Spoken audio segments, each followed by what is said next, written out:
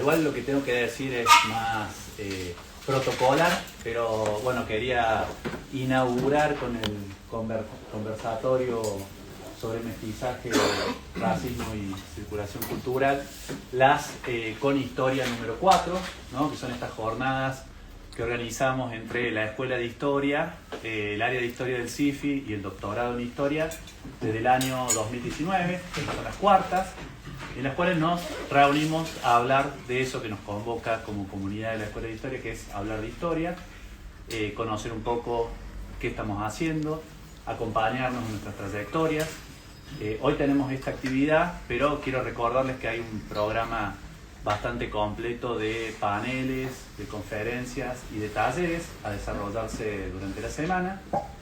En esta oportunidad tenemos el conversatorio, en el cual van a participar Ezequiel Adamowski para hablar de su reciente libro La fiesta de los negros, publicado en la editorial Siglo XXI. Ezequiel Adamowski es profesor titular de la Universidad Nacional de San Martín, investigador principal del CONICET, y con él van a dialogar José María Bumpadre, que es profesor del Instituto de Culturas Aborígenes y también del Departamento de Antropología de la Facultad de Filosofía y Humanidades, y Micaela González Valdés, que está muy próxima a defender su doctorado la semana que viene, así que muy próxima, que es egresada de la Escuela de Historia, además, y que bueno, tiene su lugar de trabajo en el CIEX con beca del CONICET. Quiero agradecerles a todos que pudieran sumarse al evento y bueno, y que puedan sumarse también al resto de las actividades que son lindas, han llevado su esfuerzo y que creo que son importantes para que sigamos dialogando sobre esto, ¿no? En el grado, en el posgrado, sobre historia. Muchas gracias a todos.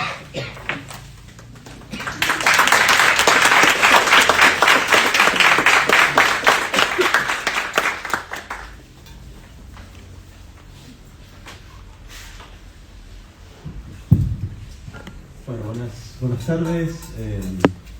Gracias Álvaro por la presentación. Quiero agradecer a Álvaro y a Marta por la invitación, la posibilidad de estar compartiendo este rato con ustedes. Gracias a todos y todas por venir, y a José María y a Micaela también. Nos pusimos un poco de acuerdo con la idea de que les cuente un poquito de dónde sale este libro y luego vamos a hacer una conversación y supongo que si hay tiempo podemos hacer luego preguntas. Así que bueno, les cuento un poco de dónde sale, qué es este libro, de dónde sale. Es La historia de los negros, es una historia del carnaval porteño que va desde 1810 hasta 1910, por poner una fecha, y luego continúa un poco más con algunas reflexiones acerca de cómo sigue esa historia. Como la mayoría de las cosas que estuve haciendo últimamente, no tenía la idea de escribir una historia del carnaval. Me interesó el carnaval por la cuestión más de fondo, que es la de pensar las relaciones interétnicas en Argentina. Y hay una pregunta de investigación con la que vengo trabajando hace mucho, que es tratar de entender cómo tramitó, sobre todo nuestras clases populares, cómo tramitaron sus diferencias étnico-raciales y la diferencia de color de piel, cómo eso, tanto la propia heterogeneidad como la mirada racista que venía desde arriba, pero también de parte de las propias clases populares. Bueno, ¿qué hicieron con eso nuestras clases populares, ¿no? En ese marco me interesó el carnaval, porque sabía, como sabemos los que estudiamos historia, que en el carnaval porteño habían convivido una cantidad importante de comparsas de afro porteños, que eran muy numerosas y muy visibles en ese momento, sobre todo en la segunda mitad del siglo XIX en Buenos Aires. Habían convivido en el espacio del carnaval con comparsas de blancos que los imitaban, blancos que se vestían como ellos, se tiznaban el rostro y ejecutaban danzas o músicas en imitación de lo que hacían los afrodescendientes, que habían convivido entonces en un espacio de la fiesta. Yo no tenía idea qué me iba a encontrar en esa convivencia, pero estaba seguro de que algo interesante ahí iba a aparecer. Y bueno, tirando de la punta de ese billo, terminó saliendo un libro sobre el carnaval en general, sobre todo lo que pasaba en la fiesta, incluyendo también las relaciones de género, las sexualidades, las diferencias nacionales y por supuesto las diferencias de clase, ¿no? Hay un problema para mí muy difícil de pensar, y este libro es un intento de pensarlo, que es cómo pensar la raza o la etnicidad cuando no se plasma en grupos minoritarios que tengan una vida comunal distintiva o una memoria étnica distintiva, ¿no? Cuando uno habla de heterogeneidad étnica, en nuestro país es enorme, pero bueno, hay comunidades indígenas que tienen memorias étnicas como tales, hay grupos afrodescendientes que tienen una memoria étnica y prácticas culturales propias y distintivas, hay comunidades nacionales, un montón de orígenes, y luego hay una cantidad de personas en nuestro país, como en toda América Latina, que son víctimas de racismo por el color de piel o por sus rasgos faciales, pero no tienen son sus ancestros, pueden sospechar o imaginar que vienen de alguna pueblo indígena o afrodescendiente porque se los dice el color de su piel o alguno de los rasgos faciales, pero la verdad es que no tienen una memoria étnica particular y mucho menos una identidad, y sin embargo son un grupo particular de la población porque son objeto de agresiones racistas.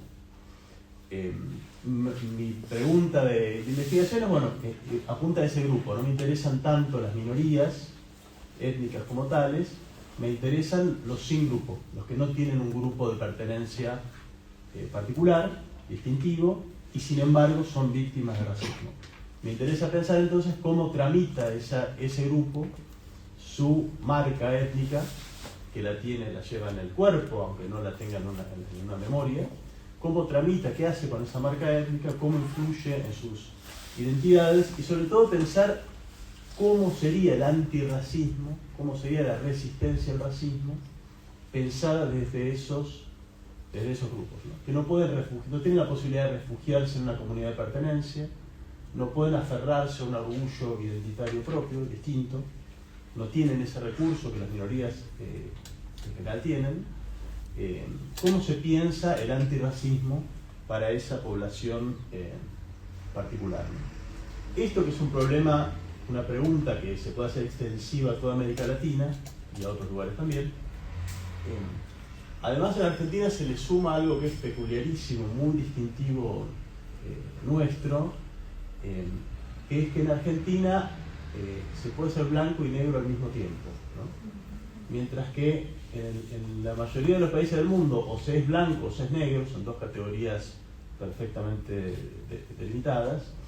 En Argentina, en nuestras clases populares, bueno, ustedes en Córdoba lo saben mejor que los porteños inclusive, ¿no? Se puede ser blanco y tanto ser señalado de manera discriminatoria como negro, como apropiarse de esa identidad negro con orgullo, sin tener la tez necesariamente amarronada o oscura, ¿no? Se puede ser blanco de clase popular y sin embargo autodefinirse negro, se puede ser blanco de clase popular y ser objeto de racismo por más que no tenga rasgos europeos y la piel clara, ¿no? Esto, que es un problema bastante peculiar de nuestro país, sobre todo la autodescripción como negro sin serlo, le agrega entonces al caso nuestro una complejidad importante y lo hace bastante difícil de pensar. De los libros que escribí, creo que este es el que más me costó entender el objeto de estudio que estaba viendo, entender lo que pasaba ahí, me costó realmente mucho. Y sobre todo además me costaba porque en Argentina, que tenemos una tradición relativamente reciente de pensar lo racial, ¿no?, como problema. A mí me pasó que yo empecé con estos temas en 2008, una cosa así, cuando empecé me miraban como si fuese un marciano que venía con temas de gringos, cosas, ¿no? Como que acá no hay problema, acá no hay racismo, acá no hay diferencia de colores, todo cosa gringo.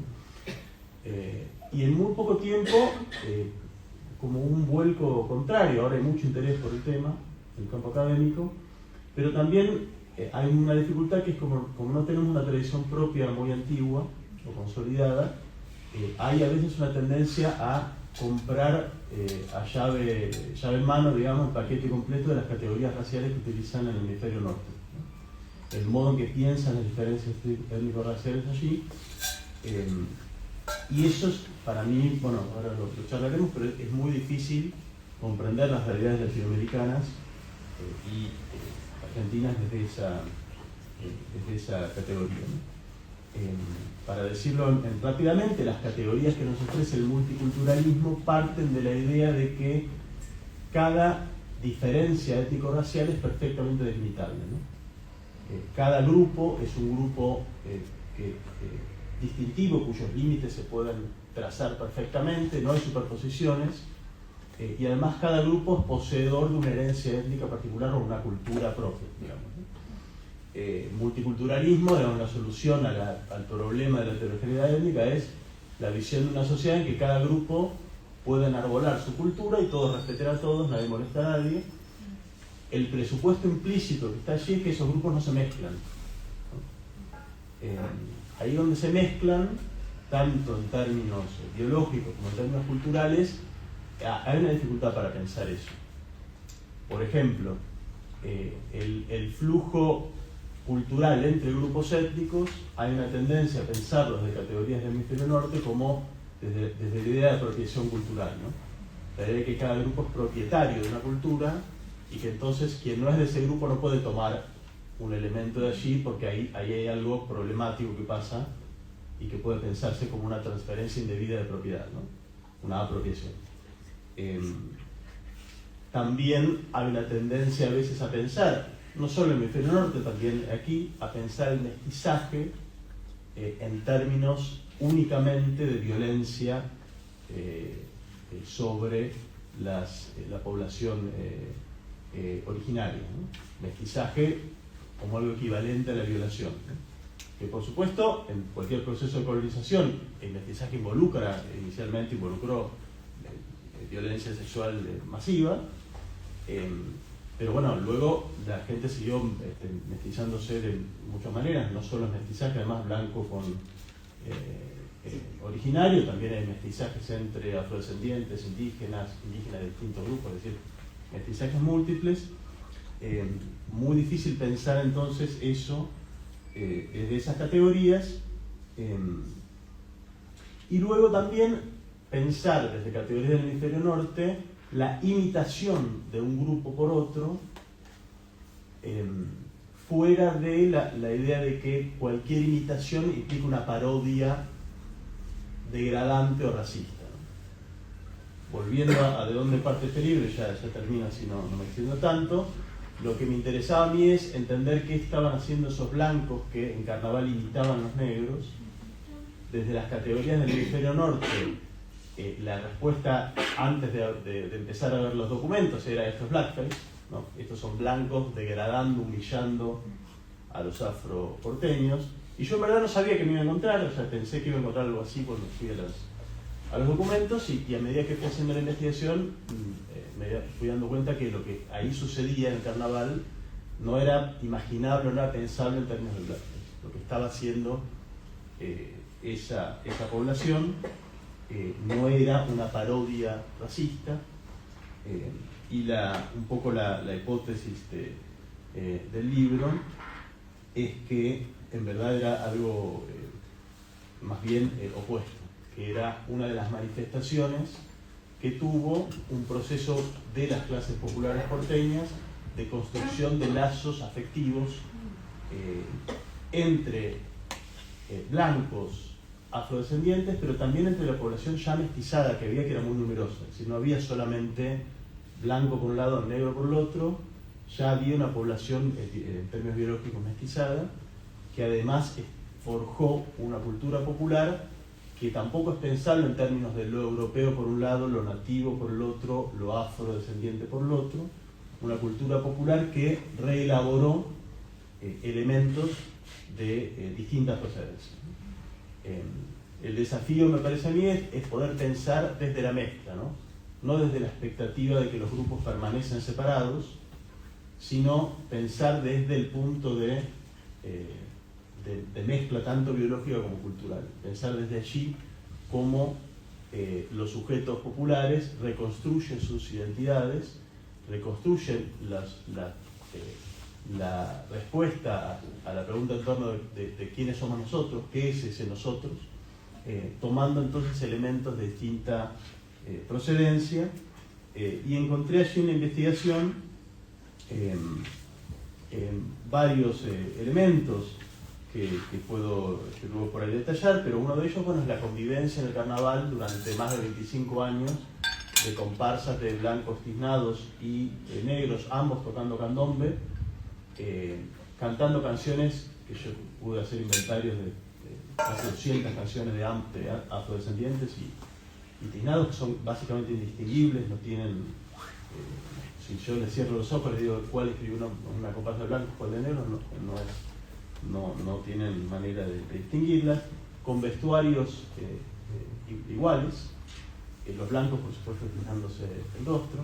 También encontré que una cantidad importante de esas comparsas en verdad eran mixtas, eran de blancos y negros, blancos y afrodescendientes, que además los negros también se tiznaban, como por otro lado siguen haciendo las comparsas en Montevideo, que continuaron con esa tradición que en Buenos Aires se extinguió, pero en Montevideo continúa visible, y que también muchas de las canciones que cantaban tenían contenidos más bien críticos del racismo y visiones más de fraternidad interétnica, que lo hacía muy diferente de las canciones del blackface en Estados Unidos, que eran de un nivel de racismo y agresión bastante espantoso y a flor de piel,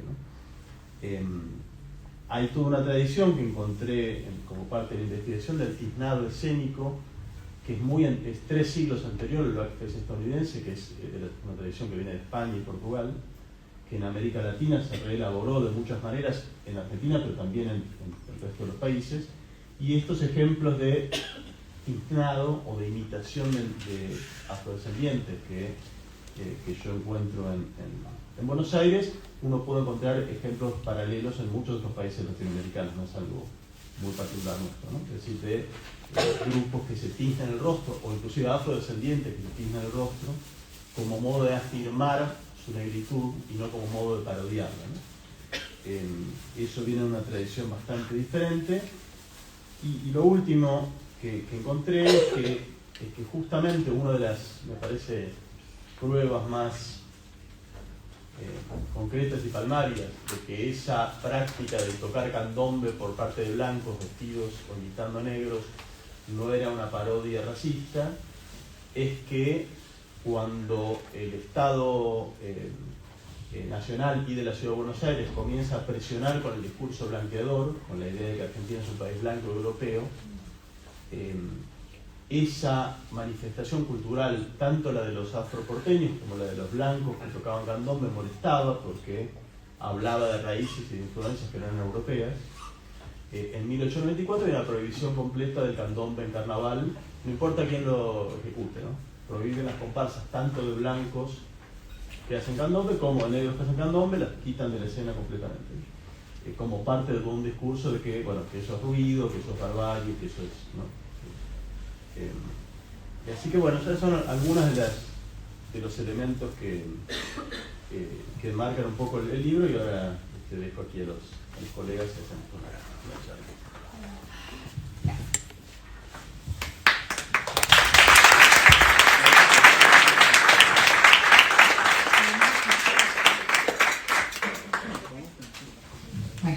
Buenas tardes a todos y a todas. Bueno, aprovecho primero que nada, agradezco a la Escuela de Historia por la invitación, siempre es lindo volver a casa. Y cuando me llegó la invitación, lo primero que pensé igualmente fue también que este era un lugar natural también para un compañero que hoy no está, que es el doctor Marcos Carrizo. Quería pedir un aplauso también por él. Que no solo trabajó en la academia, sino desde la militancia afro-cordobesa. Ya luego, si me acuerdo, voy a mencionar unas cosas de eso. Bueno, había pensado otras cosas para decir, pero bueno, también escuchando ese que me parece más interesante, más que nada conversar. Yo creo que mi intervención no tiene mucho que ver con la población afrodescendiente en sí misma, sino un poco la mirada de la construcción de la racialidad desde el Estado, que es lo que yo he trabajado. Y bueno, primero que nada me parece importante como historiadores empezar a abordar la temática de la afrodescendencia como una temática viva, no como un estudio exclusivamente de historia colonial o historia independentista, que es la tradición, y que si bien existe un montón de corrientes más revisionistas sobre el tema, sigue reproduciéndose de esa manera.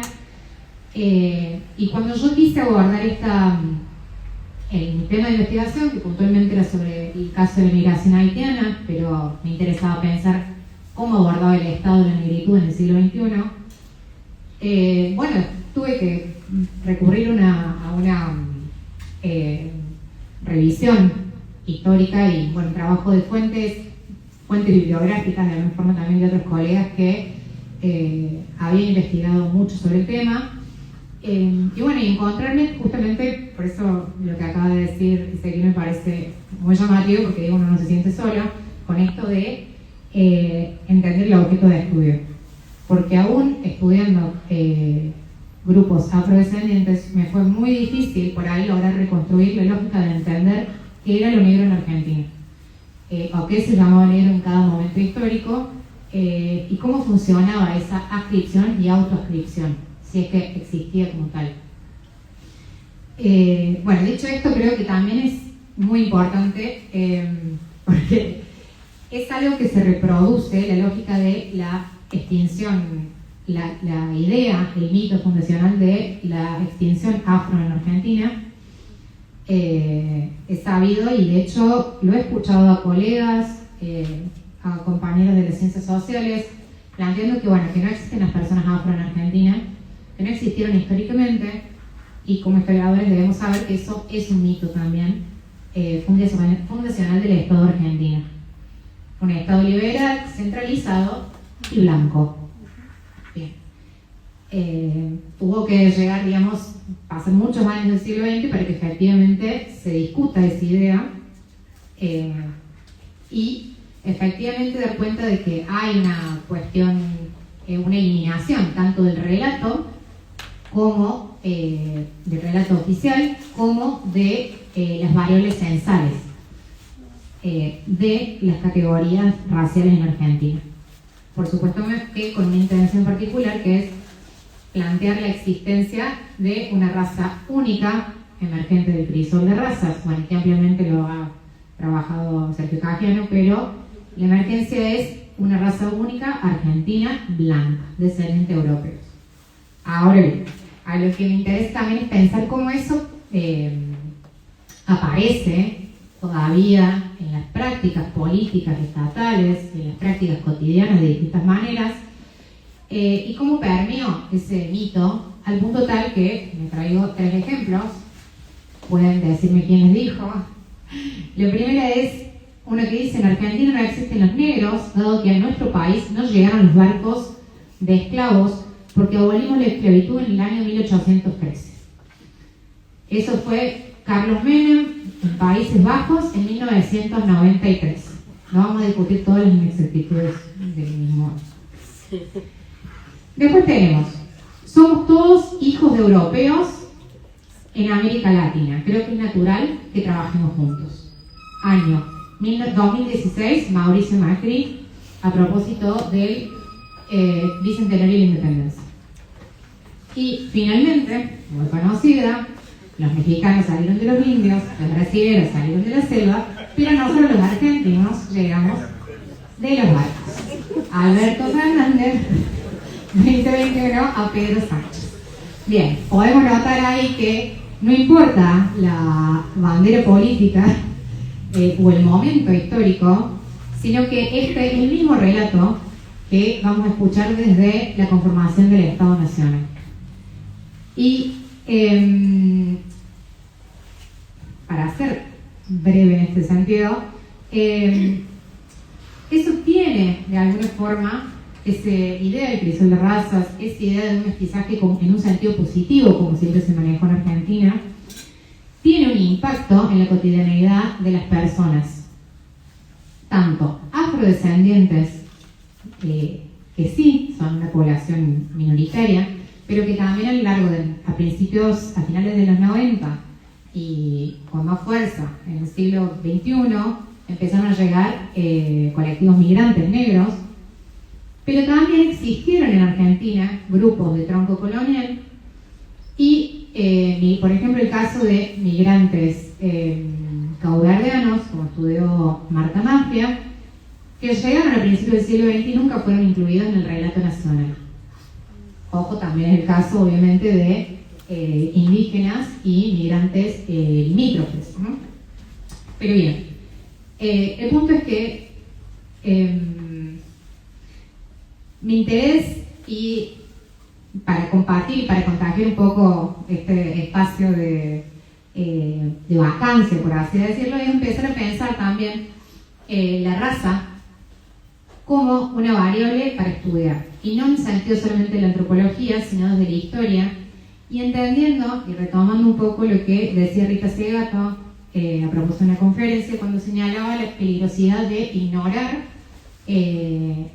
de invisibilizar a la raza como categoría construida, no una categoría en sí misma, digamos, sino una categoría construida y de herencia colonial, porque lo que es ignorado no puede ser trabajado y no puede ser abordado. Y bueno, y ahí viene también la complejidad argentina que marca justamente esta idea de que, bueno, como existe claramente una racialización del pensamiento de clase, como se ha estudiado, han estudiado distintos intelectuales, pero que se asienta desde un inicio en bases raciales. Entonces, es muy difícil dividir esas categorías, pero es importante empezar a abordarlas y a tenerlas en consideración para los estudios, por lo menos dentro de las ciencias sociales y en los estudios del Estado. Bien, eso era un poquito lo que quería decir. Después tengo varias cositas anotadas, pero bueno, para conversar. Y bueno, le dejo una pregunta después para Ezequiel. No, me encantó el concepto de las transgresiones, así que después para que amplies el caso del carnaval. Gracias.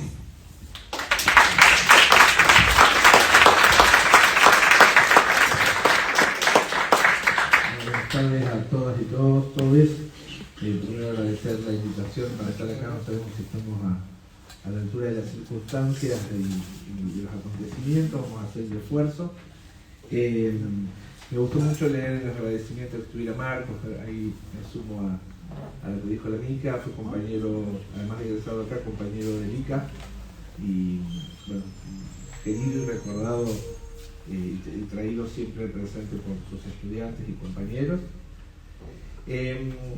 Como nosotros no ensayamos nada antes, uno está acá y dice, ¿qué vamos a hacer? ¿Qué vamos a decir? Entonces pensé dado que entiendo que probablemente es una conjetura esta, pero que no han leído el texto, el libro que funda estas explicaciones y demás, entonces bueno, por ahí tirar algunas cuestiones que a mí me parecía, ¿por qué desde una mirada antropológica que hago desde mi experiencia etnográfica con comunidades indígenas y demás, cómo pensar lo afro que se toca muchas veces, se conecta, se desconecta con el indígena, al menos en América, y pensaba algunas reflexiones en relación a por qué el libro me pareció muy bueno para leer, a qué cosas me invitaba a pensar en la medida que lo iba leyendo, qué autores me venían a la cabeza, que incluso docentes que tuve en la facultad, ¿no? Porque cuando uno lee el libro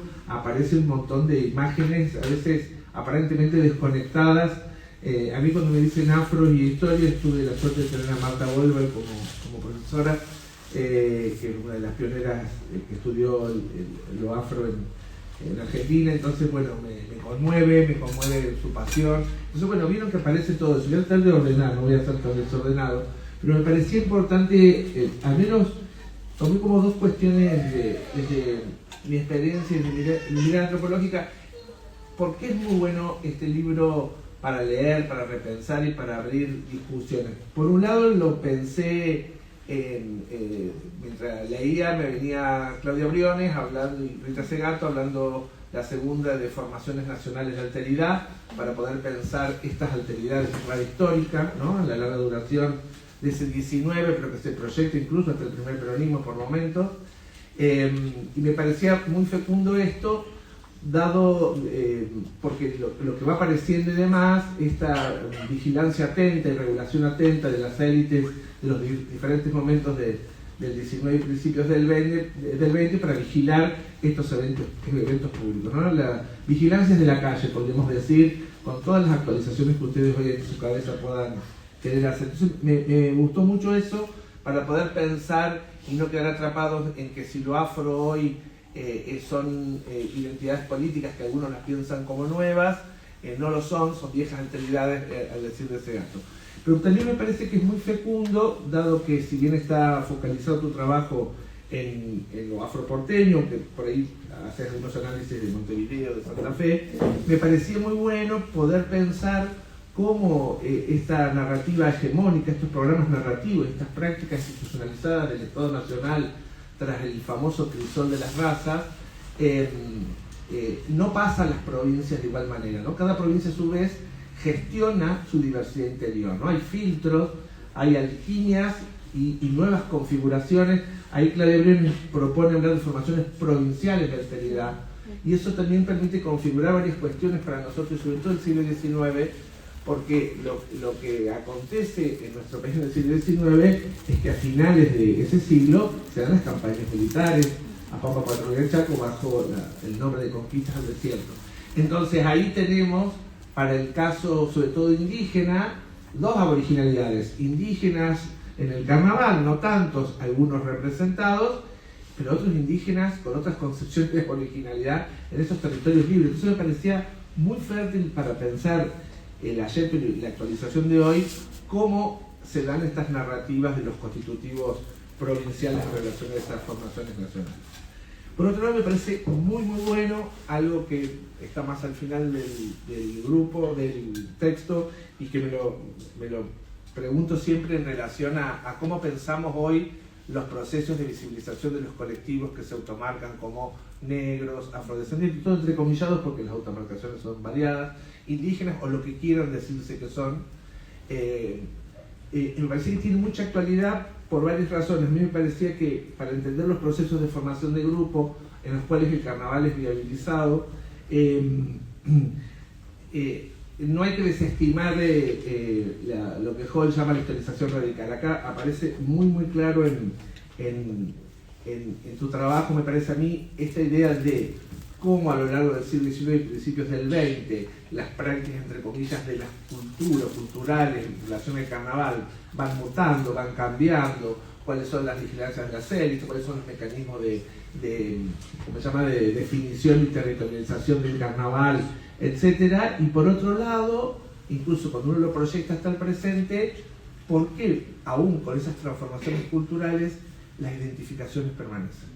Cuando digo identificaciones permanecen, ¿por qué es posible en ese siglo XIX hasta el X y después en el presente, por qué la gente se sigue autorreferenciando, automarcando, aun cuando, entre comillas, desde una mirada esencialista, han perdido el fenotipo, han perdido las prácticas culturales, y me animaría a decir, en algunos casos las memorias son muy difusas, son difíciles de revitalizar, que es un poco lo que vos traías. A mí me parece que el libro tiene un potencial muy interesante, y después sí dialoga fértilmente con otros trabajos sobre carnavales en relación El carnaval es un lugar de encuentro, siempre. En general, cualquier de los teóricos del carnaval, pienso en Roberto da Mata, en su clásico trabajo, ¿no?, en los 70 sobre el carnaval y malandro, es un lugar de encuentro. Y acá en tu texto queda tan claro, por un lado en los ejemplos que vos repusiste. Yo ahora voy a brevemente a citar algunos pasajes del libro que me permiten, para ilustrar lo que estamos diciendo y para ver la claridad de cómo se reponen categorías y prácticas de los sujetos. Y me parecía esta idea aparece con claridad que es un lugar de encuentro y no de separación, aún de opuestos que se van a complementar. Es un lugar interesante porque aparece la idea de una temporalidad extraordinaria que es propia de estos eventos, la irrupción del tiempo ordinario del capitalismo para poder pensar otras prácticas donde los sujetos pueden llegar a hacer todo lo que en la vida social cotidiana no pueden hacer, y ahí aparece vinculado, entiendo, la idea de las transgresiones, que son muchas las que Ezequiel va reponiendo y que son maravillosas, ¿no? Desde el tema del agua, de la guerra del agua, hasta las eróticas, de todo tipo. Me parece sumamente importante como otro clásico de ahí. La cuestión de poder pensar esta idea de que los carnavales en general en las sociedades operan como, se disocian y operan como un espejo social. O sea, hay una idea en la cual aparece muy claro esta cuestión del dilema entre permanecer y transformarse, ¿no? Y entonces acá lo afro en esos carnavales, sobre todo a partir de lo que las élites pensaban en términos de un espacio para poder civilizar y cambiar y que no se formalizaran las prácticas asociadas a cualquier forma de arcaísmo, etc. También tiene que ver, me parece, y tiene un potencial tu texto para poder pensar que la nación, cuando se narra, cuando se piensa, cuando vigila, las operaciones son en realidad para poder delimitar al menos dos temporalidades que están articuladas, la de lo arcaico, la del pasado y demás, y esa proyección al futuro que me parece que queda plasmado. Para no monopolizar y para que podamos intercambiar, seleccioné algunos pasajes breves lo hago para no... el carnaval ese fue uno de los primeros ámbitos en los que las clases dirigentes intentó afirmar su hegemonía cultural sobre esas clases populares en estado magmático. Dimensión política. Esperaban que la celebración ayudara a la europeización de las costumbres. Fracasaron rotundamente, ¿no? Está muy bueno el juego discursivo porque me parece que es un texto muy ágil, no le hace perder cientificidad. Tal vez hay sectores más ortodoxos que les encanta leer el texto académico. A mí me pareció sumamente contundente este tipo de remates. Otra cosa que aparece muy interesante en las reconfiguraciones espaciales en los momentos del carnaval, que no eran a veces en los espacios céntricos de la ciudad, porque por diferentes momentos se trasladaban a los barrios y demás, es esta idea de no separación rígida entre el espacio público y los domicilios, ¿no? Los lugares de habitación, ¿no? Sobre todo por las transgresiones, sobre todo eran esa práctica que permitían disolver o dejar en una tensión latente lo público y lo privado, podríamos decir. Y eso aparece, me encantó mucho como aparece. Y hay una pregunta, y con esto cierro, podría decir mucho más, pero cierro. Cuando hablas de los sentidos de la fiesta y te preguntas, ¿qué es lo que atraía a la gente al carnaval de manera tan poderosa? A mí esa pregunta me parece muy poderosa, ratificando lo que decís, porque es una pregunta que no tiene actual. ¿Qué hace que la gente hoy vaya en carnaval? Piensan, ¿no?, los carnavales en nuestros barrios, si se hacen, si no se hacen, con qué características. Entonces, me parece que esa pregunta, si bien después está respondida acabadamente, me parece que tiene esa idea de proyectar el presente. O sea, ¿por qué vamos o por qué participamos, somos copartícipes de la fiesta? Los carnavales, como cualquier otro proceso de ritualización, en general se producen a través de la diferencia, ¿no? Tiene que ver con las marcaciones identitarias. Esto es el hall, digamos, ¿no? Pero acá la idea era poder ver que a través del uso de las máscaras, las formas de tiznarse, la conformación de grupos entre africanos y no africanos, etc. En los no africanos hay muchas variables o muchas variantes, italianos, los inmigrantes, a veces algunos indios y demás.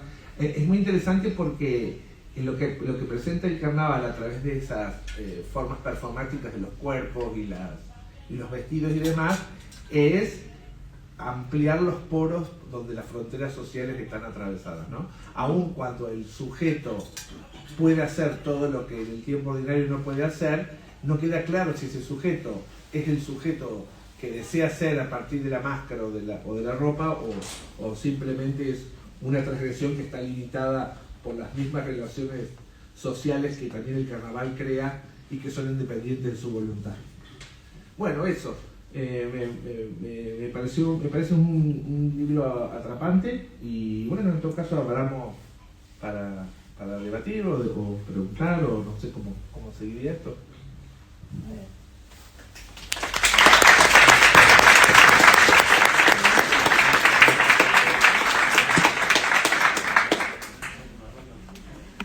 Una pregunta del público, sí, yo también tengo una pregunta, pero la hago más tarde. Bueno, ¿empiezo entonces a escuchar? Yo soy de las personas que todavía no leyó el libro, entonces ya lo voy a buscar.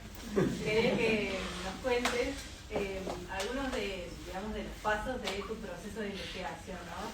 ¿Cuáles son estas fuentes que van mencionando, o por qué delimitaste 1810, 1910? Y seguramente cómo cambian esas fuentes a lo largo de ese periodo. Inclusive estoy pensando, lo estaba recién a José, que aparece la fotografía entre medio y que el carnaval es uno de los eventos fotografiados. Entonces, ¿cómo es esa diversidad de fuentes? ¿Por qué tomas estas decisiones? ¿Y cómo abordaste metodológicamente esa diversidad?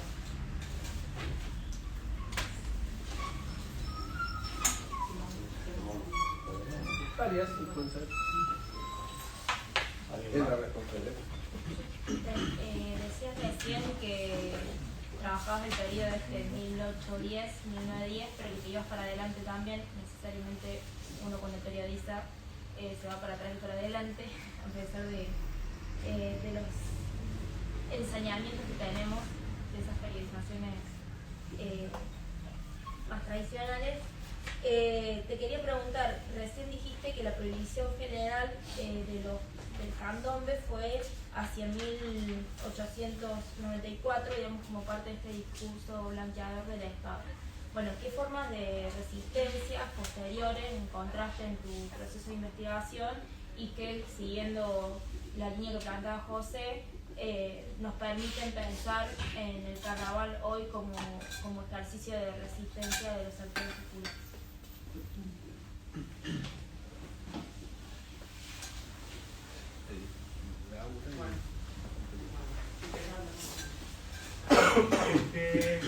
Sí, a mí me interesó esta crítica al multiculturalismo en cuanto, digamos, que son como categorías estancas, digamos, definidas, ¿no? Y cuando la identidad es algo que se está redefiniendo todo el tiempo, en mayor o menor medida, pese a que hay fuertísimas permanencias.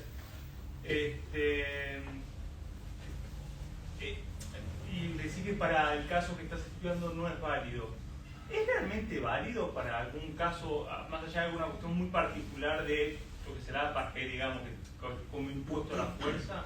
Digamos, cuando hay interacción entre grupos, ¿no hay en mayor o menor medida intercambio cultural, intercambio de elementos, de forma casi, no te digo pasiva, pero casi normal, digamos?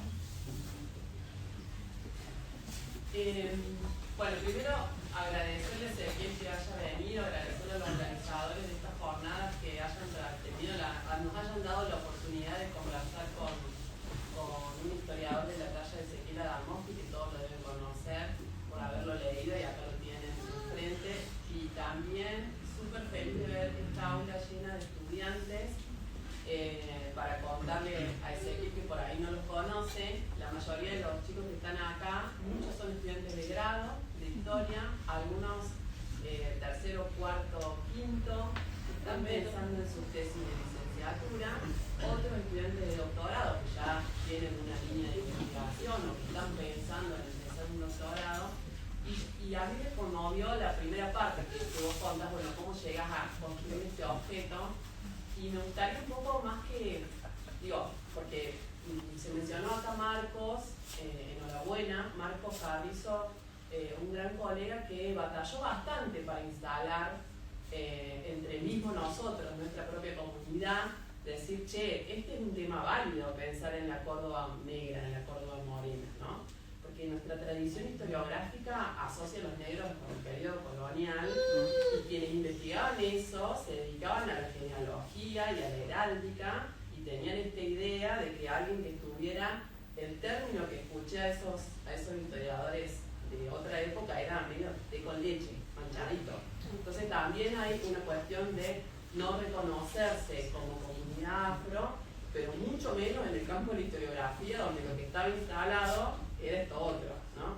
Entonces, digo, pensando en estos jóvenes que están aquí, quizás craneando sus futuros pasos en la investigación, ¿cómo hacer? Digo, no sé si tenemos la respuesta, pero ¿cómo hacer cuando queremos investigar un tema que no esté instalado, que no tenés directores, que no tenés posibilidad de becas, que no hay líneas de subsidios? Y bueno, ¿y cómo construir ese objeto así contra el marea, digamos, y contra el racismo? La ventaja de ahora es que no hay beca subsidio para nada. Es completamente libre. Libertad absoluta. Dale.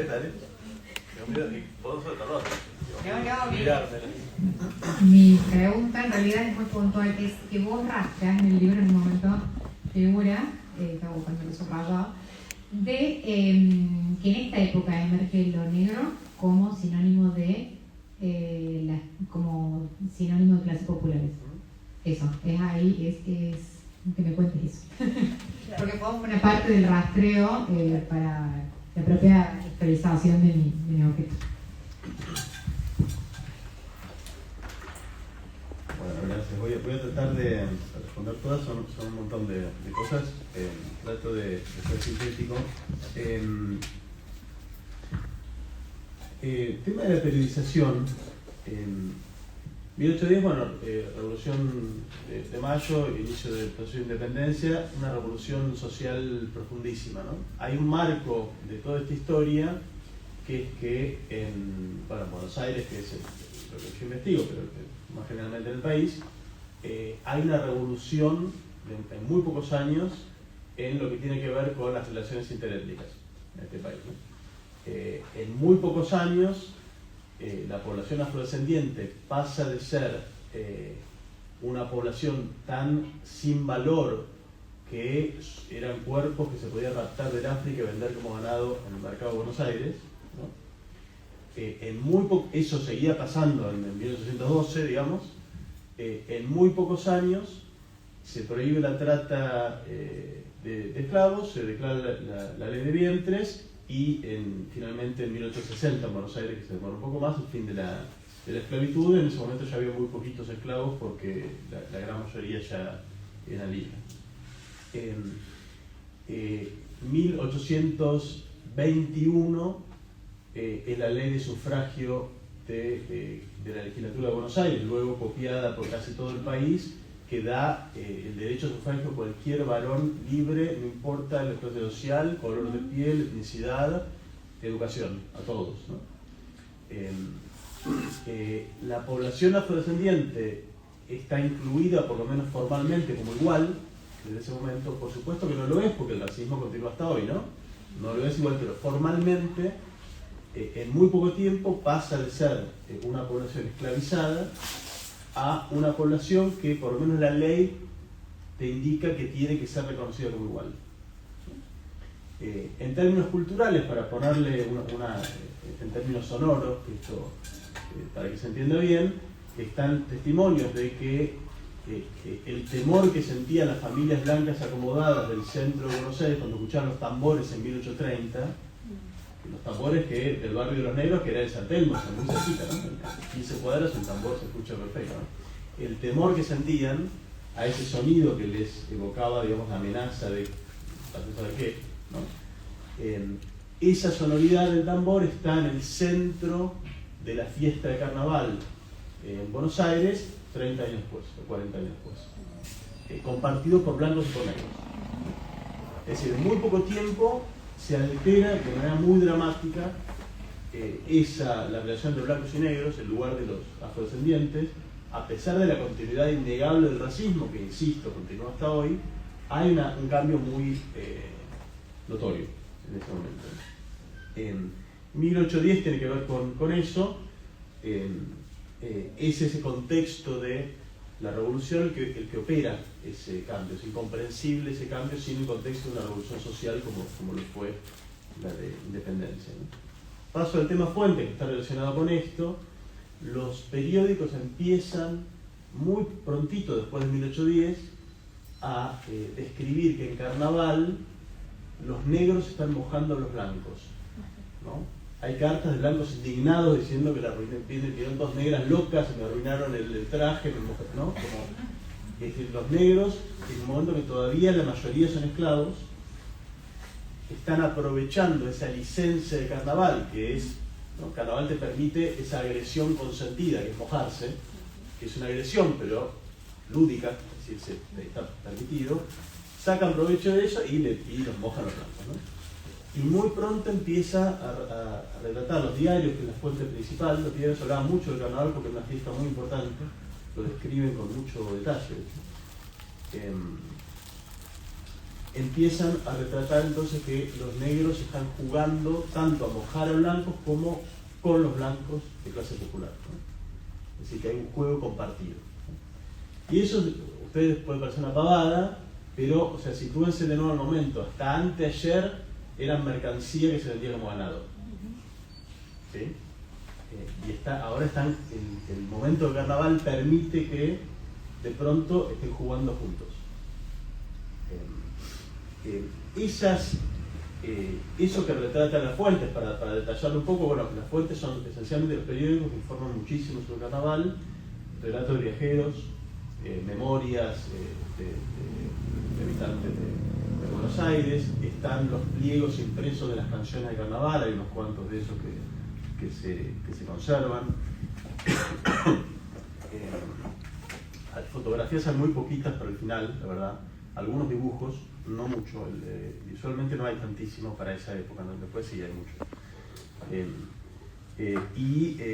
Las letras de las canciones, ¿no? que pude recopilar texto completo de casi 200, que dicen, que hablan un montón de cosas, ¿no? Esas fuentes dan cuenta de las transgresiones, que es lo que me preguntaba Micaela, que me parecía importante, y eso es lo que me llevó a escribir un libro sobre el carnaval en general y no solamente sobre el aspecto étnico-racial, para mostrar justamente que el carnaval es el momento de transgresión. Explico brevemente esto. Es algo conocido que el carnaval es una fiesta de inversión, ¿no? El pobre juega a ser rico, el rico juega a ser pobre. Eso sucede, se entra en el carnaval, pero para mí algo más importante que eso es la transgresión. Es decir, no solo la inversión que mantiene las categorías iguales, ¿no? El rico juega a ser pobre, el pobre juega a ser rico, pero las categorías son esas dos. La transgresión es aquello que perfora la frontera entre categorías, aquello que mezcla, complica, confunde las categorías, ¿no? Para darles un ejemplo, un blanco que se tizna de negro es una transgresión, ¿no? Es un poco blanco y un poco negro, en las dos cosas, ¿no? O un negro que juega a ser blanco, que también sucedía, que se viste como blanco, también combina en su cuerpo ambas categorías.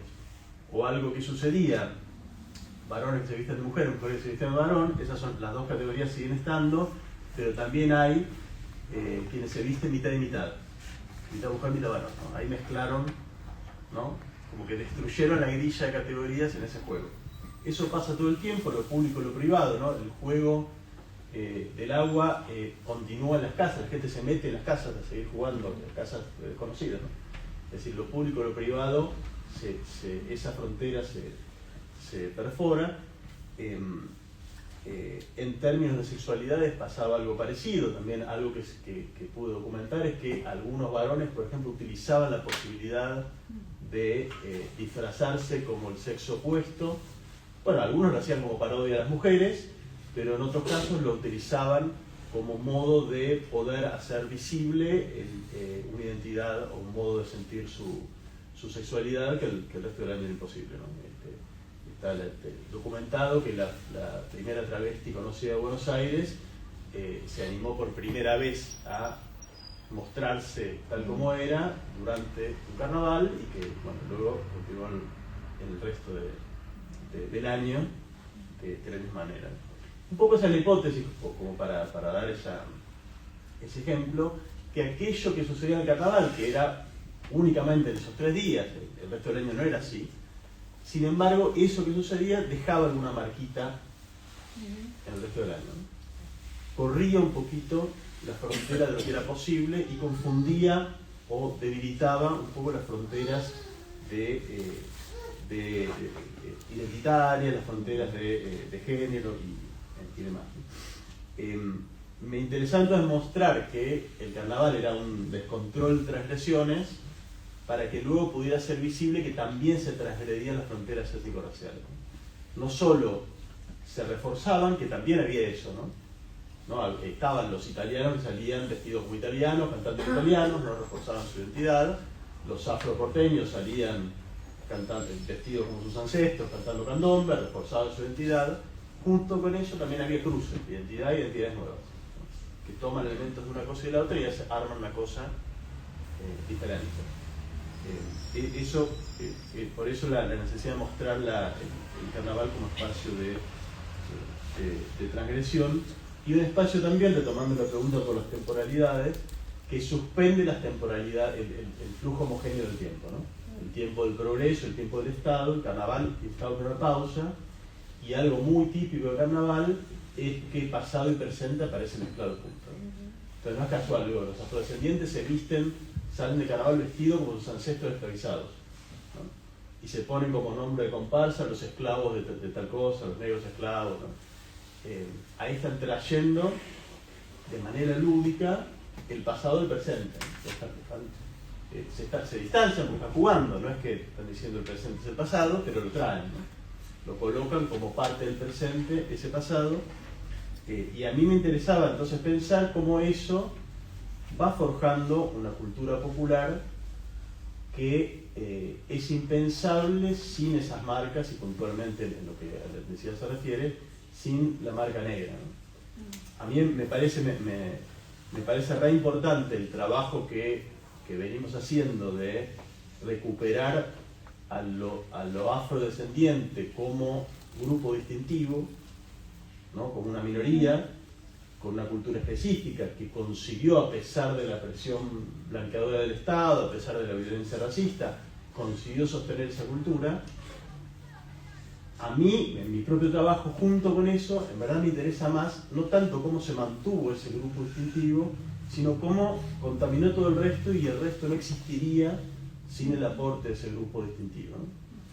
En esto, preguntaba Micaela, en esta época pude documentar que comienza la práctica, en Buenos Aires al menos, de, primero, de llamar negros a los pobres en general como modo de desprecio, ¿no? Fíjense, las clases altas empiezan a llamar a los pobres para extender al conjunto de los pobres el desprecio que antes solo dirigían los negros, los empiezan a llamar negros, en el momento en el cual en las clases populares se están disfrazando de negros, ¿no? Es decir, ellos, en las propias clases populares se están ennegreciendo, si ustedes quieren, antes de que las perciban como negros genéticamente desde arriba, ¿no? Es decir, eso que pasa desde arriba refleja algo que está pasando desde abajo, que hay esa transgresión, ese cruce, ¿no? En ese momento también pude documentar, comienza la costumbre muy propia nuestra, pero también hay en otros países latinoamericanos, de utilizar negro en sentido afectuoso entre las personas, negro, negrita, vení, ¿no?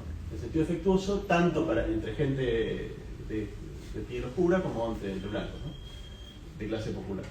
Eso comienza también en este mismo momento, utilizar el emblema negro como signo de afecto, de aprecio, de intimidad, y pocos años después, bueno, no tan pocos, algunos años después, comienza este rasgo muy característico de nuestro país de que lo negro se transforma en un emblema político desafiante, ¿no? Lo negro sigue siendo carta de desprecio, cabecita negra, negro villero, ¿no? Etcétera, continúa esa línea, y por debajo continúa y se profundiza la línea de tomar lo negro como signo, símbolo desafiante de los de arriba, ¿no? Tomar tanto elementos de la cultura afro y toda nuestra cultura popular, el tango, el candombe, la milonga y demás, está muy teñida de eso. Ni hablar cuando ingresan además los ritmos latinoamericanos, la cumbia, cuando el cuarteto se combina con lo tropical también. Bueno, hay un montón de elementos de esto. Desde abajo entonces hay una apelación constante a la utilización de signos relacionados con lo negro y con lo afro como modo de autoidentificación desafiante de cara a los de arriba, ¿no? El peronismo en parte también abreva en eso, ¿no?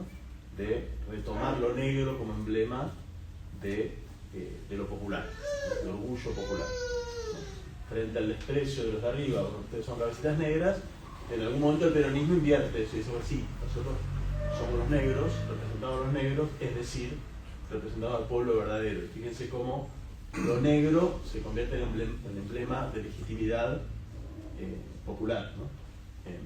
Eso tiene, para mí, tiene una historia que entronca con ese carnaval y que entonces esa temporalidad que coloca signos del pasado, los coloca constantemente en el presente, es una de las claves de lectura, ¿no? Me parece. En la pregunta por las resistencias, ¿quién había hecho la pregunta? Aquí. Me parece que eso es uno de los puntos que quería desarrollar en el libro, que es pensar el antirracismo en sus dos aspectos, ¿no? Hay un antirracismo, que es el antirracismo, digamos, organizado, consciente, que agrupa para la lucha, que denuncia el racismo, que denuncia que utiliza las categorías raciales de manera explícita, es decir, un antirracismo antagonista respecto de los racistas. Y luego hay otro antirracismo que es el que más me interesaba en este libro mostrar, que es aquel que, ¿no? Si uno dice que en verdad la raza no existe, es una racialización, ¿no? Las prácticas que minan esa racialización. Es decir, las prácticas que en lugar de imaginar al otro como otro objeto, construyen lazos afectivos con ese otro. Entonces me parece que la historia de las clases populares latinoamericanas y argentinas está llena de ejemplos, sobre todo en actividades populares, en las cuales el bajo pueblo múltiple, de etnicidades múltiples, porque eso es lo que es el bajo pueblo latinoamericano, construye lazos afectivos que, bueno, no son antirracistas en el sentido de que sean una denuncia consciente del racismo, pero son un antirracismo en la práctica, es decir, que construyen vínculos entre esos cuerpos que son opuestos a los que propone la mirada o el discurso racista. Es decir, allí donde el racismo separa los cuerpos y los jerarquiza, las culturas populares juntan los cuerpos y los igualan, ¿no? Y eso, bueno, a pesar, por ahí sin consignas, sin panfletos, sin denuncias, pero eso tiene un poder antirracista también muy importante, ¿no? En este sentido, te preguntaba por el multiculturalismo también. Sí, pero yo tengo mi sospecha de si en algún lugar funciona realmente el multiculturalismo, pero entiendo que es un discurso que es legítimo y que tiene efectos positivos, sobre todo cuando uno pertenece a una comunidad distintiva y necesita defenderse. Ahí me parece que, digamos, reivindicar una cultura propia, marcar límites precisos con nosotros y tratar de, digamos, establecer reglas de cómo los otros van a usar lo mío, culturalmente hablando, tiene un sentido. Me parece legítimo, lo entiendo. En lo que tiene que ver con las relaciones entre blancos y negros en Estados Unidos, que tiene una historia de segregación racial tan única y particular, digamos, se entiende todavía más, digamos, porque en Estados Unidos por ley patrullaron que un blanco y un negro no son categorías que se puedan juntar, ¿no? Entonces uno entiende que en ese contexto esa visión multiculturalista funciona y que sea un camino legítimo. A mí me parece que lo es, incluso en América Latina, siempre y cuando pueda combinarse con para mí la reivindicación del derecho de nuestras clases populares a tener la etnicidad de la identidad que se les antoje, ¿no? A construir la identidad que quieren, ¿no? Es decir, no a adaptarse a las categorías previas, blanco, indio, negro, sino también construirse desde como puedan o como quieran con los elementos de los que son propietarios, porque si algo desafía la idea de una grilla separada en la cual cada grupo es propietario de un elemento, es la propia cultura popular latinoamericana, ¿no? Donde todos, inevitablemente, las clases populares son propietarias de acervos culturales de un montón de grupos, porque son realmente herederos empíricos, ¿no? de grupos de todo tipo.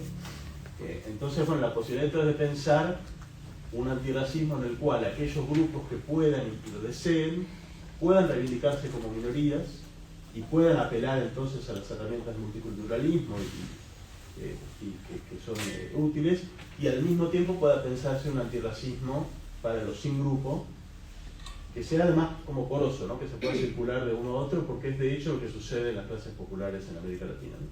Hay procesos de etnización, reetnización, desetnización, ¿no? Constantes, y me parece que el desafío es poder pensar un marco en el cual, bueno, las distintas opciones que pueda tomar un sujeto subalterno sean posibles y legítimas. Un ejemplo interesante en este sentido: hace muy poquito, 2019, irrumpió en el debate público en Argentina un grupo antirracista de identidad marrón que colocó una categoría racial nueva, que es el marrón, que no existía en Argentina. Yo vengo siguiendo la categoría así obsesivamente, documentándola. La postularon ellos y de ellos se extendió, y hoy tiene un uso bastante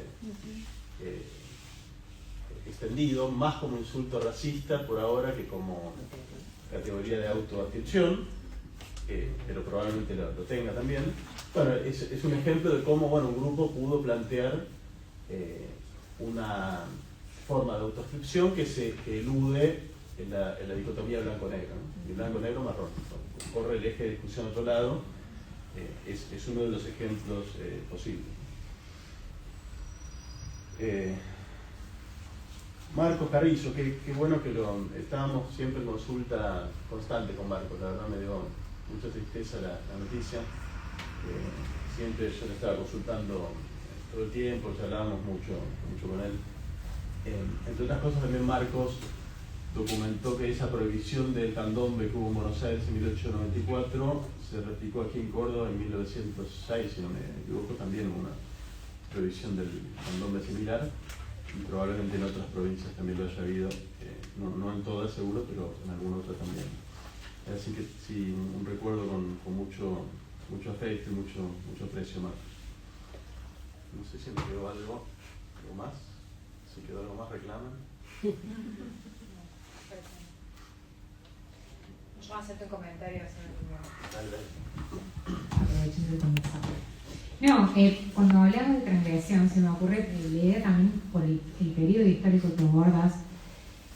La transgresión es algo enorme de alguna forma, ¿no? Y se me ocurre cómo también es un tiempo histórico en Argentina donde se está redefiniendo esa norma, digamos, tanto la forma política que va a adquirir la nación, lo que viene después de la etapa colonial, como de la cultura, digamos, porque también son una cantidad de años. Entonces, de alguna forma, un tiempo de transgresión, y bueno, que calculo que el carnaval debe tener ahí un rol importante en esto que vos decís también, de empujar un poquito ese límite que se está fijando, o se fija, o se está viendo cómo se fija. Eso me parece interesante. No, y pensó en lo que comentabas del multiculturalismo, que me parece que es un caso muy típico de, bueno, eso, de categorías generalistas que vienen de otra tradición, pero que, y acá José María me puede capaz orientar más, digamos, pero que intentan tener otra superación, por lo menos en algunas comunidades, porque a mí el multiculturalismo se me ocurre una forma también del Estado de desligarse de esa interacción cultural entre grupos diferentes, y no solamente nacionales, digamos, sino internacionales. Estoy pensando en un Estado francés con sus migrantes musulmanes y sus migrantes africanos y demás, y bueno, es una forma ahí del Estado de dirimir esa forma a través de la autoprotección de los grupos, digamos, étnicos. Ahora, en el caso de la afrodescendencia, me parece interesante señalar que los 90 es el momento de multicultural, digamos, de reivindicación multicultural, también a través de la academia, pero de los organismos internacionales, de la difusión a través de programas estatales. Y es cuando, por ejemplo, en Argentina, en el 94, en cambio de la Constitución, se reconoce la afrodescendencia, pero lo que no significa en realidad un cambio puntual en la política pública ni ningún tipo de otro reconocimiento, más que algo meramente discursivo, digamos. Y creo que, no sé cómo es el caso de otros grupos sociales étnicos, pero creo que también queda un poco ahí. Y bueno, después en algunos casos se empieza a dejar de lado hasta la idea de interculturalidad, hay una parte más de intercambio y no de frontera tan marcada. Pero bueno, eso es, así lo comprendo yo, no sé. El profe. No, ahí cuando coincido con la periodización, en realidad el multiculturalismo yo lo escindiría y lo articularía, pero lo escindiría analíticamente por un lado proyecto político de los estados nacionales en su versión anglosajona para mitigar los conflictos devenidos de los procesos migratorios, eso por un lado, y por otro lado después cómo el multiculturalismo se hizo proyecto de Estado en América Latina con otras lógicas para poder pensar la diversidad interior y no lo que venía de afuera, digo, para pensar el contexto latinoamericano, y ahí sí la contraparte de las poblaciones indígenas y afro diciendo no, queremos una interculturalidad. Digo, y le digo en dos cuestiones, primero porque una cosa es como proyecto político y otra cosa es como analíticamente el multiculturalismo es una lente para mirar lo que Grinzo llama el archipiélago cultural, estas culturas que están todas ahí, que se relacionan, que parece que hay una suerte de armonía y demás, que no se tocan. Entonces esa dialéctica del culturalismo a mí me parece que presupone, incluso teóricamente tiene una debilidad, que asocia a cada cultura o no disocia en cada grupo cultural identidad y cultura, va a parecer a todos juntos, ¿no? Y entonces no hay identificación, no hay diferencia, no hay tensiones hacia dentro del grupo. Eso me parece en lo teórico. Pero sí, si uno mapea los 90 en América Latina, hay una avanzada legislativa o jurídica para poder pensar los procesos multiculturales, y ahí sí coincido en parte que lo poco bueno que podría tener el multiculturalismo es avance en política de reconocimiento con dos palabras claves. Una está buena y la otra a mí me parece muy jodida. La primera es la idea de respeto a la diversidad cultural y demás, y la jodida es tolerancia, ¿no? Porque ahí reproduce una relación asimétrica de poder, y pone otra palabra que suele ser jodida, depende de cómo se lleva a cabo, pero que es tal vez una de las más ambiguas con las que trabajamos, que es cultura, ¿no? Porque por ahí vienen nociones metaculturales, digamos, de los estados supranacionales para poder pensar en esos planes qué es lo cultural, y cultura, fíjense como efecto de clasificación, vos pensás lo indígena con cultura y pensás diversidad. Ahora no teníamos negros ni indios en Argentina, ¿no? Porque fueron desapareciendo y demás, ahora los tenemos, pero está bueno, se sientan, bailan a sus danzas, sus tejidos y demás, pero cultura reduce a prácticas culturales distintivas, incluso también con esa mirada culturalista, y no habilita derechos sociales y culturales, políticos. Entonces, cuando reclama el indio, que sea, reclama la tierra, se acabó el indio bueno, ¿no? Ese es el indio permitido del que Cherja es, a mí me gusta, él habla del multiculturalismo como una lógica, este me lo dice Zizek, del neoliberalismo, para poder pensar lo que está permitido. Y lo que está permitido es la cultura, porque ya el Estado se dio el monopolio de la narrativa monocultural, al menos acá. Entonces, bueno, ahora está bien, somos buenos, acá todos podemos ser indios y negros y demás. Pero también eso hace lo que sería el reclamo, con esto cierto, el reclamo de lo audible, digamos. ¿Qué es lo audible? Lo audible también es selectivo, ¿no? Yo puedo producir no existencia cuando me reclaman tierra, y puedo producir existencia cuando quedas habilitado por la cultura, ¿no? como ejemplo. Acá en Córdoba es una de las provincias que narrativamente ha sido construida como una de las más blancas de Argentina, por los constituyentes migratorios, ¿no? El relato hegemónico. Recién en el 2015, cuando la mayoría de las provincias tenían o reformas constitucionales o legislación específica para pueblos indígenas, recién en 2015 aparecen leyes reconociendo la diversidad cultural. No hablan de tierras, no, o sea, acá es posible ser indígena, además con las necesidades disponibles del día de llegar, podés solo ser como Chibón, Sanabirón y Rangel, si querés ser indio cordobés, y bueno, los sacaron del pasado vivos, porque se habían muerto, ahora volvieron, pero solamente como práctica cultural distintiva. Quieren reclamar tierra, bueno, tienen la misma suerte que los otros que reclaman tierra. Sí, incluso, o sea, uno podría pensar, incluso si el multiculturalismo habilitase un reclamo de tierra efectivo, que en algunos casos de hecho sucede, de todos modos, digamos, encapsula la cuestión del antirracismo a la afirmación cultural de comunidades minoritarias. Y eso, yo insisto, yo empecé con una mirada más bien muy negativa del multiculturalismo, después como que fui entendiendo que tiene sentido no solo para el hemisferio norte, sino para minorías aquí utilizarlo, y que es productivo, y que está bien, está bueno. Me parece a mí que la principal dificultad que tiene, en este caso tanto el hemisferio norte como el hemisferio sur, es que elude la cuestión de la clase, ¿no? Eso queda totalmente eludido, ¿no? Uno puede tener un baile propio, una vestimenta propia, cultura propia, ser respetado y demás. Ahora, igualdad en términos económicos, eso lo elude.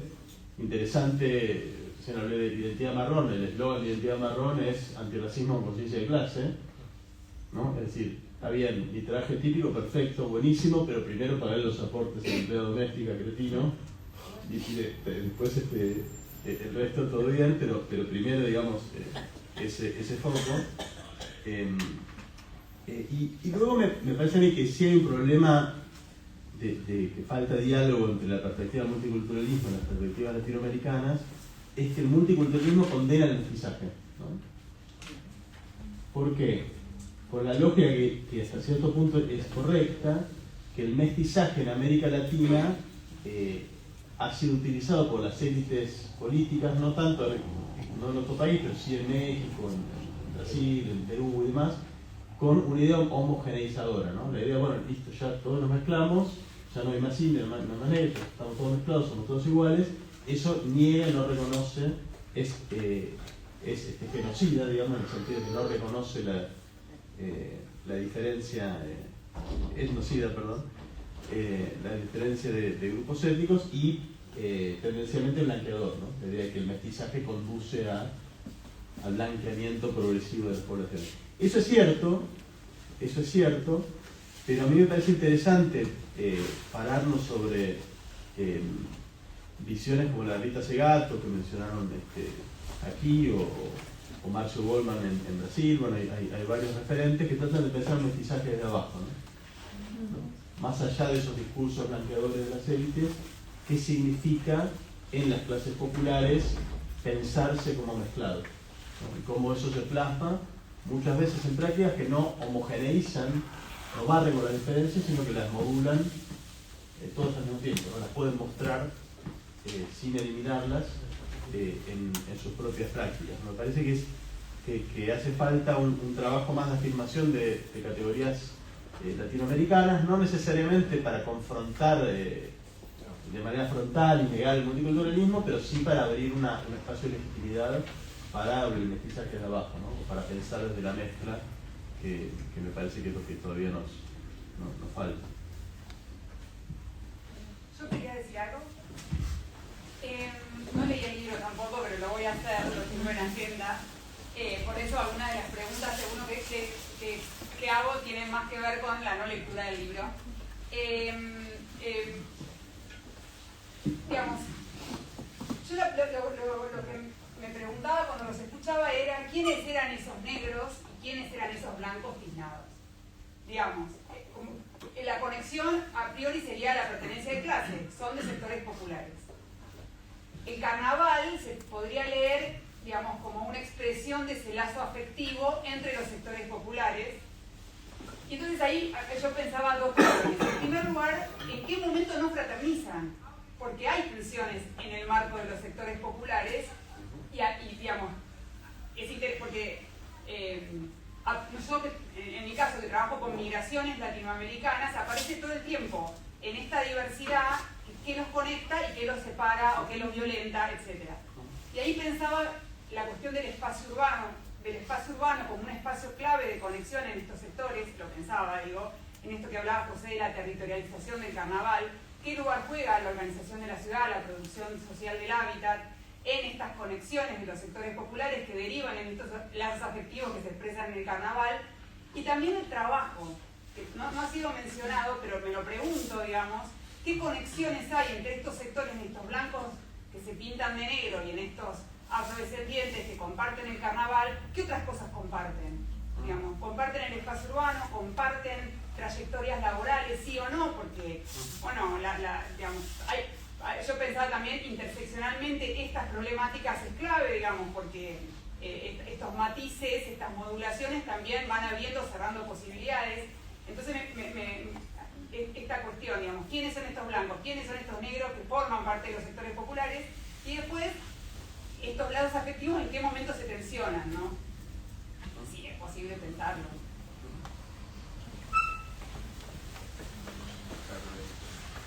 Sí, yo tampoco leí el libro, pero ya lo compré, así que lo voy a leer.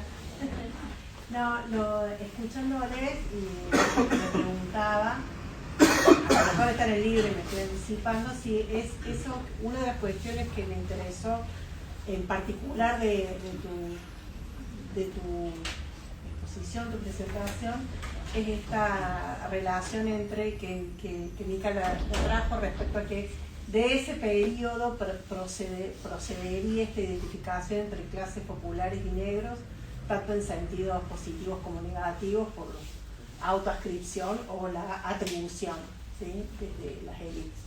Y me preguntaba si eso es un fenómeno más estrictamente urbano y en relación a ciertos espacios subnacionales o provincias, porque ¿por qué no los indios? ¿No? ¿Por qué las clases populares, tanto en sentido de ascripción como de autoascripción o ascripción, digamos, no es en relación a lo indígena o la aboriginalidad, como nos enseña el José muchos años? También por una cuestión más de tradición familiar. Una parte de mi familia procede de la Patagonia y no era ahí la identificación de clases populares con lo negro, por lo menos lo que a mí me ha llegado como memorias familiares no existía, sino era con lo indio y con lo chileno, ¿no? O sea, ahí había otro tipo de categoría para pensar ese proceso de estigmatización de la subalternidad. Así que nada, la pregunta era si, incluso para Córdoba también, que lo negro, efectivamente, el ser negro sigue siendo una categoría que se utiliza estigmatizadora de las clases populares, ¿por qué no lo indígena en Córdoba? Sí, también había una fuerte presencia de las comunidades indígenas en esos procesos de mestizaje. Nada, pregunto.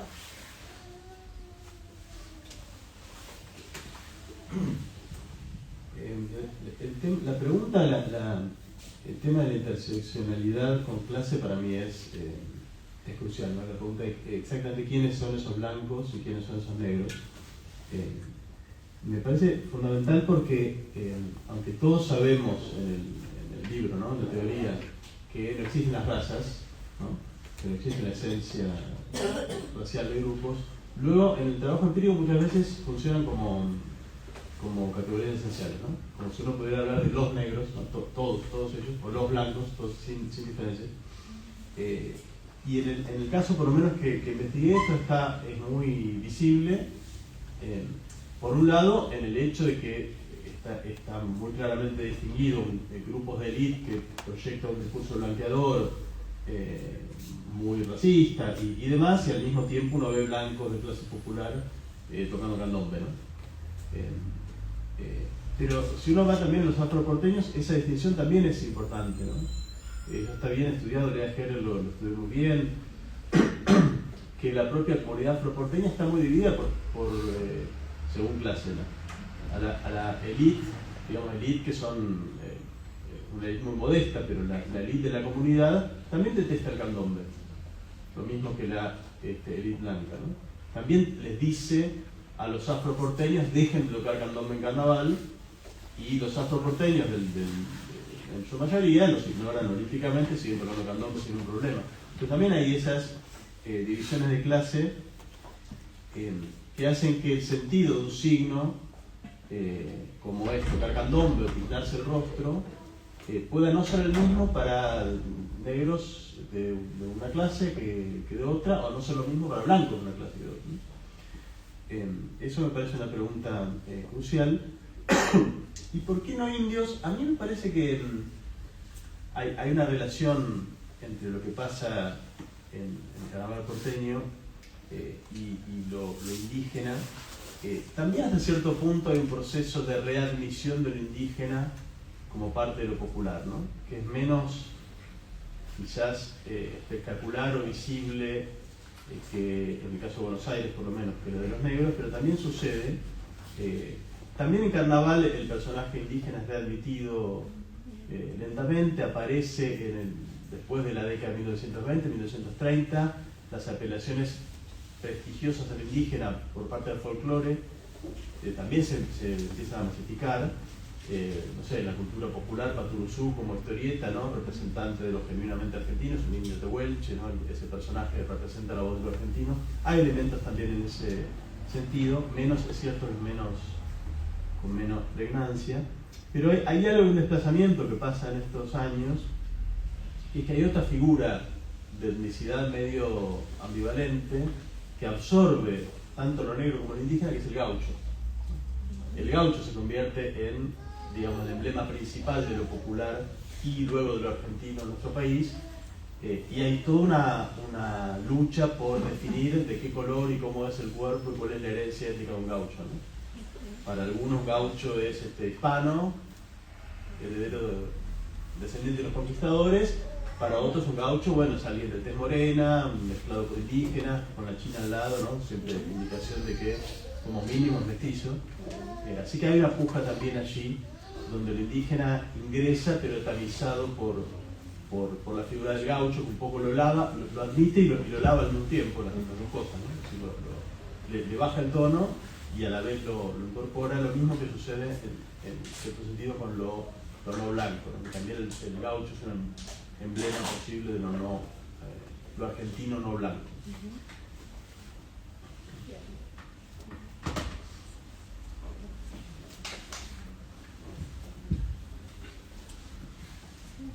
Yo había pensado, para preguntarte,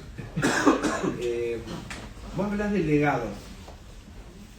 ¿Por qué esa palabra? Esa palabra sí me digo, ¿por qué son legados? Porque a veces, a primera fase, cuando lo leí en el título, digo, es verdad, toma el siglo XIX, parte del XX, entonces por lo tanto lo habrá pensado en términos de la proyección del tiempo y lo que vemos ahora. Bueno, ¿o qué? O si hubo alguna fuente que de primera mano te dijo nosotros queremos dar el legado. Bueno, ¿de dónde surge la categoría o la... No, la verdad no la pensé como categoría, así como palabra de vocabulario, como la verdad que no. Ahora que me lo preguntas, la intención de eso, el título es El legado del carnaval en la cultura popular, ¿no? Es visibilizar que esa transgresión de la frontera entre lo blanco y lo negro, que en ese momento es muy visible y espectacular, ¿no? Tanto que genera una prohibición estatal, ¿no? Y que luego se invisibiliza, sin embargo persiste de manera subterránea hasta la actualidad, ¿no? Y a mí lo que me interesaba mostrar, por eso insisto mucho, es que ese legado persiste en cuerpos negros y en cuerpos blancos, ¿no? Es decir, que los cuerpos blancos no salen indemnes de ese encuentro, ¿no? Porque hay un modo de narrar que a mí me parece problemático, la trayectoria de lo afrodescendiente de la Argentina, que es, ¿no?, la idea, la intención de visibilizar su presencia indudable en el pasado, visibilizar los modos en los cuales el Estado intenta aplastarlo, que de hecho lo hace con una efectividad importante, y luego que esa historia continúe documentando las supervivencias medio moribundas, ¿no?, de ese legado, ¿no? Y a mí eso me parece problemático, ¿no?, porque imagina entonces que esta nación se construyó exclusivamente por los blancos, aplastando un legado cultural afro, que entonces pervivió como pudo en algún resquicio, ¿no? Y a mí me parece que la historia hay que narrarla de otra manera, ¿no? Es decir, visibilizando, por supuesto, que hay un proyecto blanqueador que aplasta ese legado, pero al mismo tiempo poder visibilizar que nuestras clases populares no son...